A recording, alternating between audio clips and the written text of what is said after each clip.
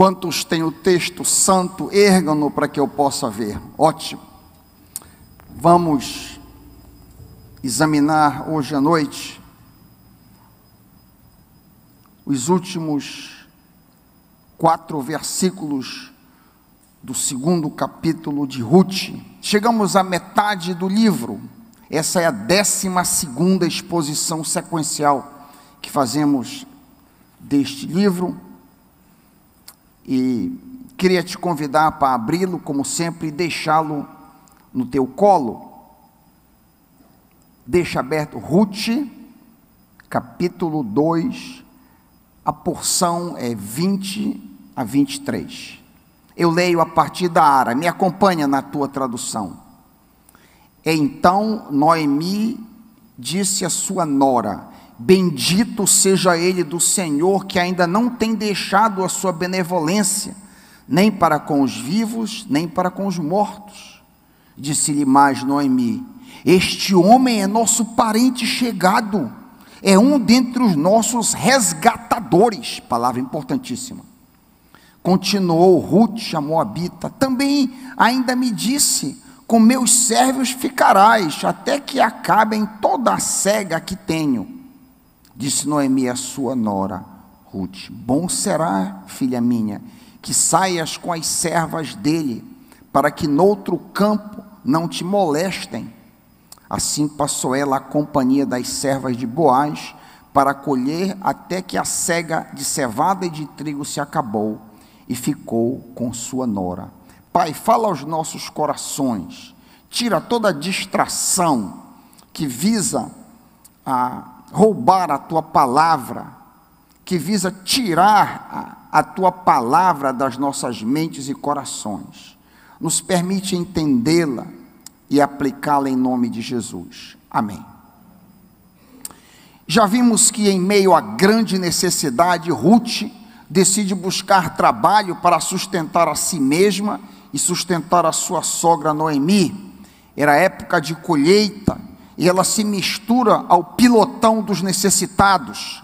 Terceiro pilotão que eu já disse várias vezes: o pilotão dos mendigos, viúvas, desvalidos, prostitutas e desarrimados. Esse pilotão vinha atrás dos empregados, dos donos das plantações. Como já disse várias vezes, o primeiro pilotão dos homens vinha com a foice cortando. O segundo pilotão das mulheres contratadas, das diaristas, vinha recolhendo enfeixes. E por trás, em último lugar, vinham os necessitados de todo tipo. Por divina providência, o dono de um dos campos, o rico empresário Boaz, interage com Ruth e provê mantimento e proteção para ela a partir daquela interação. Nós vimos isso aqui. Naquele primeiro encontro, Ruth coleta uma efa de cevada, 20 litros mais ou menos. Este primeiro dia de labor rendeu a Ruth uma quantidade expressiva de alimento, o que chamou a atenção de sua nora Noemi. Daí a nora perguntar, olha aí o 19, olha o 19, a gente leu o 20. Onde você colheu hoje? Onde trabalhou? Bendito seja aquele que se importou com você. Então Ruth contou à sogra com quem tinha trabalhado. Abre aspas, o nome do homem com quem trabalhei hoje é Boaz. O coração de Noemi se encheu de gratidão e esperança ao ouvir que o dono da propriedade onde Ruth havia trabalhado chamava-se Boaz. Eu queria destacar rapidamente esses 2 pontos, gratidão e esperança. Lemos em primeiro lugar a gratidão de Noemi na parte A do versículo 20. Eu leio na NVT agora: o Senhor o abençoe, disse Noemi à nora. O Senhor não deixou de lado sua bondade, tanto para os vivos como para os mortos. Em outras palavras, Noemi invoca uma bênção sobre Boaz, devido a ele ter ajudado a Ruth.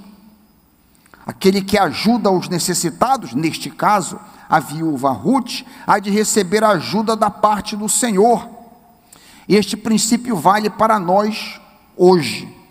A bênção do Senhor está sobre pessoas bondosas. É importante, todavia, enfatizar que nós não devemos ajudar as pessoas com a intenção de colocar o Senhor na obrigação de nos ajudar.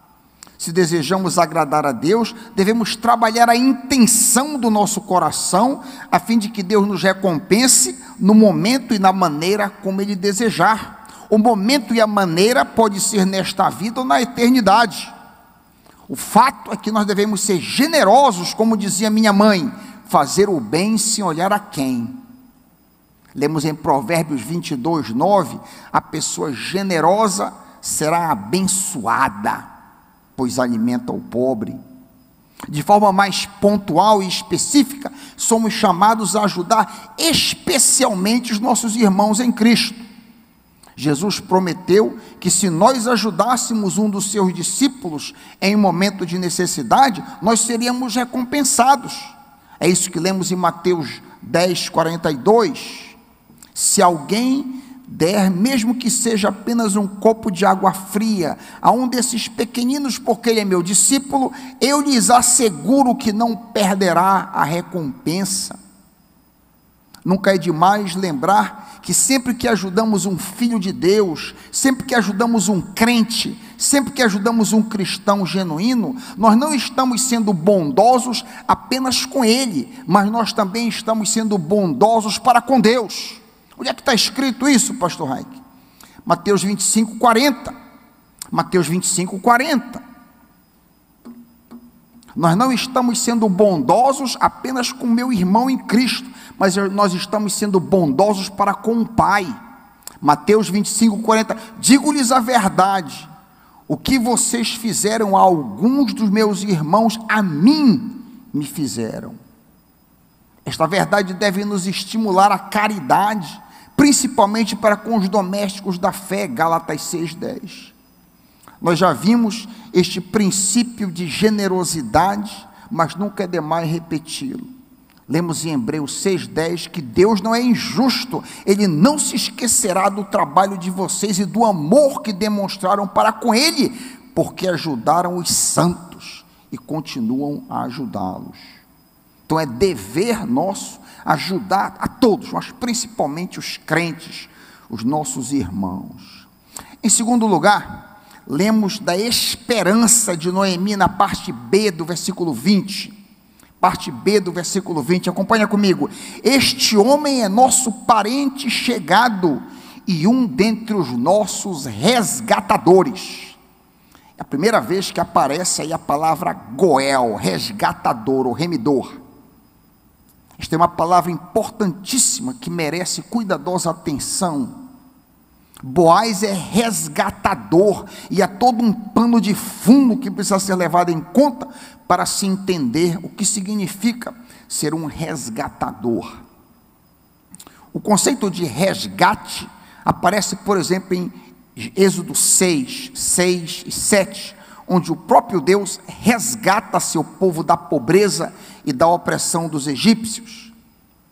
A palavra aparece lá também, conforme diz: eu sou o Senhor, eu os livrarei do trabalho imposto pelos egípcios, eu os libertarei da escravidão e os, está aqui, resgatarei, está aí a palavra, com forte braço e com poderosos atos de justiça.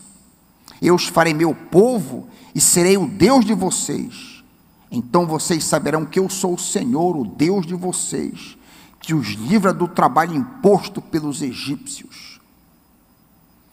Um outro ponto, ainda considerando a ideia de resgate, é que no Antigo Testamento não havia permissão em caráter permanente de terras de uma família.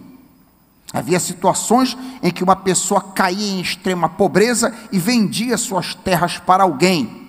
Neste caso, havia provisão para que essas propriedades fossem resgatadas pelo parente mais próximo. Lemos a respeito desse resgate, por exemplo, em Levítico 25:23. Se alguém do meu povo empobrecer e vender parte de sua propriedade, o parente mais próximo virá e resgatará aquilo que seu compatriota vendeu. Essa lei assegurava que as propriedades permaneceriam sempre nas mãos das famílias que originalmente receberam a terra para delas extrair sustento. Lembram que Josué dividiu tudo e colocou na mão das diversas tribos, e as tribos, por sua vez, habitavam determinadas terras que deveriam permanecer na mão delas. Esse mecanismo servia para salvaguardar os interesses das viúvas, dos órfãos e dos pobres em uma sociedade primitiva.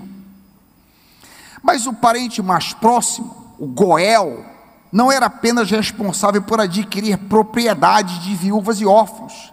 Ele era também responsável por casar com viúvas sem filhos homens, a fim de perpetuar o nome do falecido marido.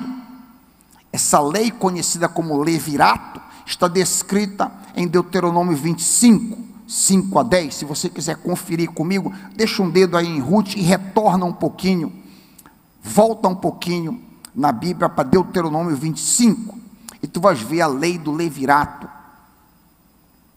Deuteronômio 25, 5 em diante. Isso é tudo bastante estranho para nós, porque a gente vive numa sociedade completamente diferente. Mas eis o que diz a palavra do Senhor para aqueles idos. Diz assim: se dois irmãos morarem juntos e um deles morrer sem deixar filhos, a viúva não se casará com alguém de fora da família. O irmão do marido se casará com ela e cumprirá com ela o dever de cunhado. Qual é o dever? O primeiro filho que ela tiver levará o nome do irmão falecido, para que seu nome não seja apagado de Israel. Todavia, se ele não quiser casar-se com a mulher de seu irmão, ela irá aos líderes do lugar, à porta da cidade, e dirá: o irmão do meu marido está se recusando a dar continuidade ao nome do seu irmão. E esse aqui é o ponto: a dar continuidade ao nome do seu irmão, a suscitar descendência para ele, é o que ela está dizendo. Ele não quer cumprir para comigo o dever de cunhado. Os líderes da cidade o convocarão e conversarão com ele. Se ele insistir em dizer: não quero me casar com ela, a viúva de seu irmão se aproximará dele, na presença dos líderes, tirará uma das sandálias dele, cuspirá no seu rosto e dirá: é isso que se faz com o homem que não perpetua a descendência de seu irmão. E a descendência daquele homem será conhecida em Israel como da família do descalçado. Então, a gente vê aqui costumes bem diferentes dos nossos, com relação à terra, com relação ao matrimônio. Mas mais ainda, o Goel, o remidor, era responsável pela vingança do assassinato de um membro de sua família. Lemos isso, por exemplo, em Deuteronômio 19, 11 a 13.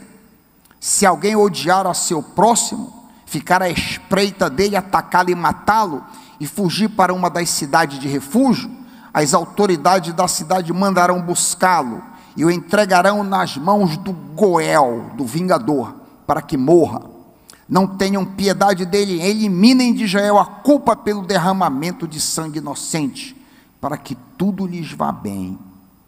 É todo esse pano de fundo que está atrás da esperança de Noemi. Boaz, o homem que havia ajudado Ruth, era um dos responsáveis por ajudar a família de Noemi. Ele era um dos Goéis, ele era abre aspas, dentre os nossos resgatadores, conforme Noemi disse. Nós sabemos que Elimeleque deixou propriedade, cuja venda poderia mudar completamente a sorte de Noemi e Ruth. Onde é que está escrito que Elimeleque havia deixado propriedade? Volta para Ruth, olha aí o capítulo 4, versículo 3, parte B do versículo 3, capítulo 4.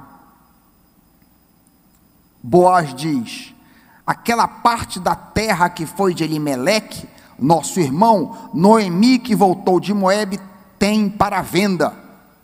Então era óbvio que as duas mulheres, a viúva Noemi e a viúva Ruth, estavam em meio a grandes necessidades, mas havia terra que podia ser vendida e que mudaria a sorte delas.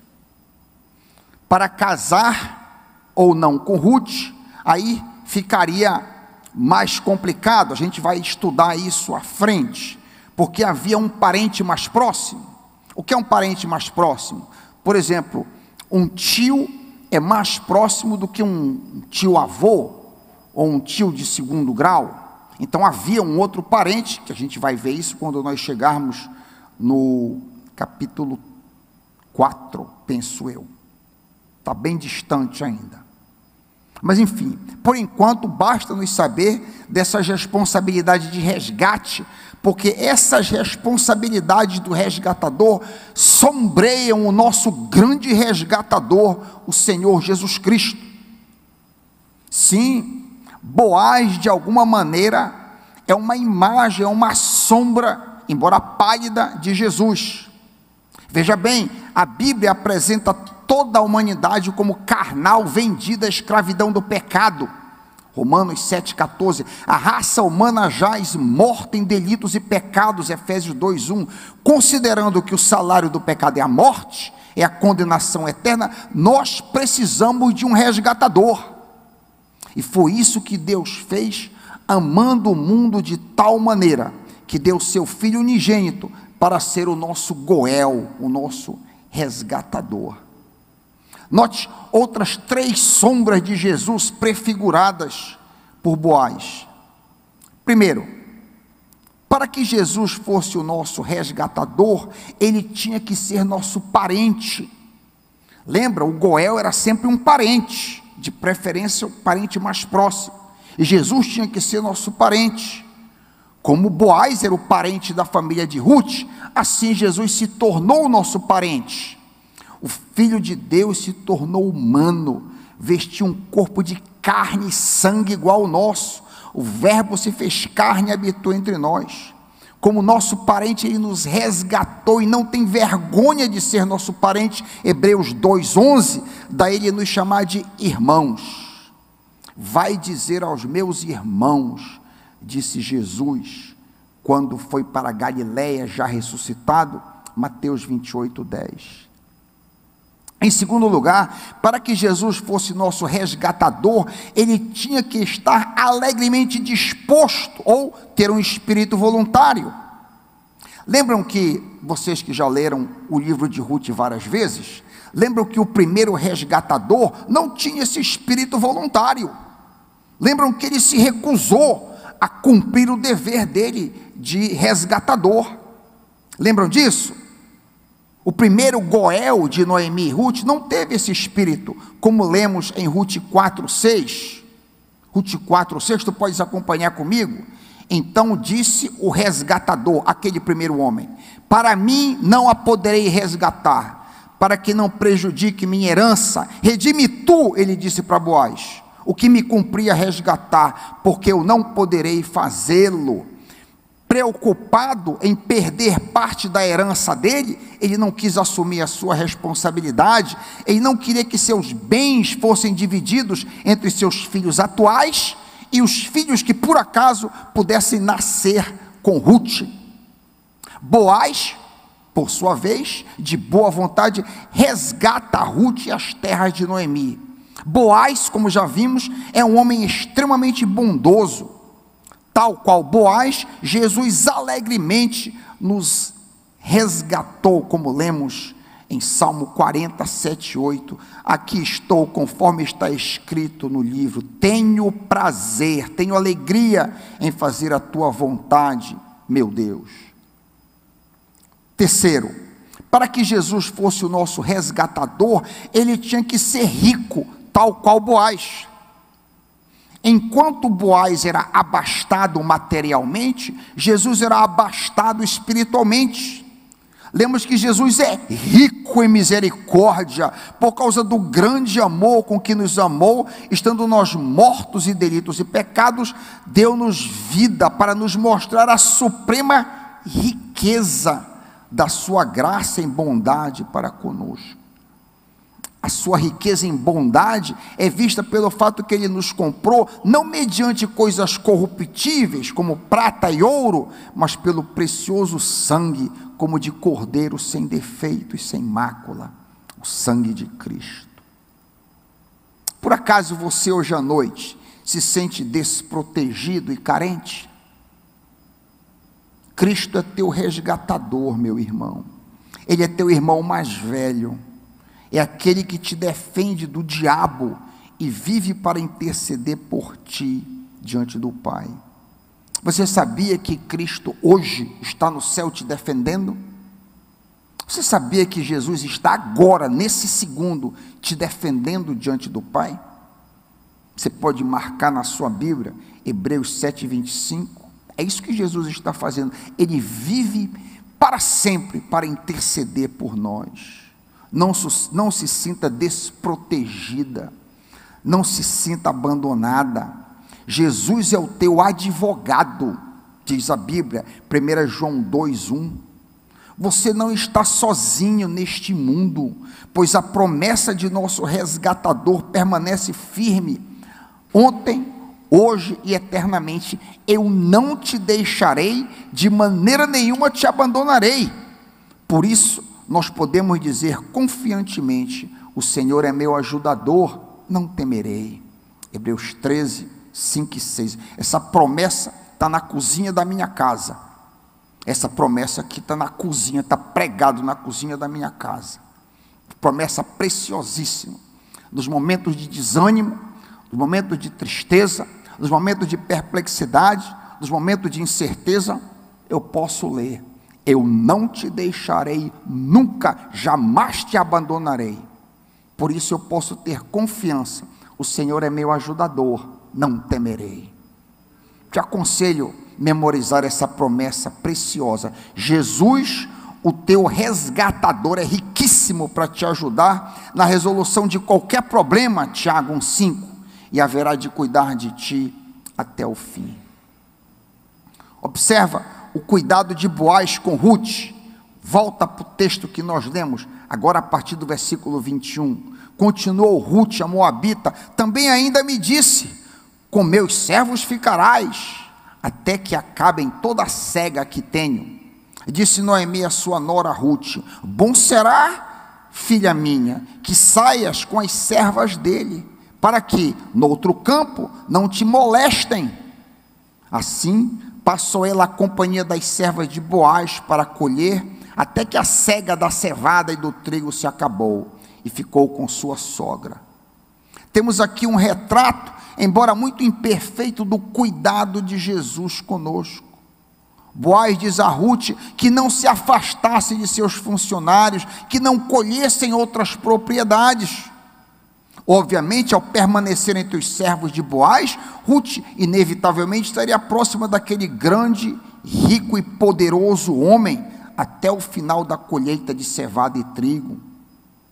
Não seria impróprio alegorizar e dizer que nós não devemos nos afastar de modo algum de nosso remidor. Ademais, devemos buscar sempre a companhia dos servos de Jesus, os nossos irmãos, onde temos prazerosa comunhão e edificação. A sogra de Ruth reforça as palavras de Boaz para que sua nora não se aparte da boa companhia daquele grande empresário. Adicionalmente, a idosa Noemi sabia dos perigos que rondavam nos campos de colheita, daí ela enfatizar a proteção de Boaz no final do versículo 22. Servos de outros empresários poderiam insultá-la por ela ser estrangeira, poderiam maltratá-la por ela ser indefesa, poderiam forçá-la sexualmente ou molestá-la por ser jovem e presumivelmente bonita. Por fim, não é demais imaginar que a experiente sogra Noemi sentiu a possibilidade de Boaz ter sido atraído pelas virtudes daquela jovem. Afinal, as palavras do rico empresário foram de grande elogio àquela moça trabalhadora e esmerada, como você lê no versículo 11 e 12 do capítulo 2 que nós trabalhamos aqui. Olha como ele admirava. Bem me contaram tudo o que você fez por sua sogra desde a morte do seu marido. Eu ouvi falar de como você deixou seu pai, deixou sua mãe e sua própria terra para viver aqui no meio de desconhecidos. Que o Senhor, o Deus de Israel, sob cujas asas você veio se refugiar, recompense ricamente por tudo que você fez. Havia profunda admiração naquele homem por parte daquela jovem. Enfim, uma palavra sobre nosso resgatador, o Senhor Jesus. Independente das circunstâncias que estivermos vivendo, devemos ter a confiança que nosso amado Redentor estará sempre conosco. Ele nos ama e cuida de nós. Que possamos viver aqui no meio de desconhecidos ímpios, tais quais Ruth, refugiados no Deus de Israel. Ele há de nos recompensar ricamente com sabedoria, força e tudo mais, para que possamos viver vitoriosamente. Em nome de Jesus, amém.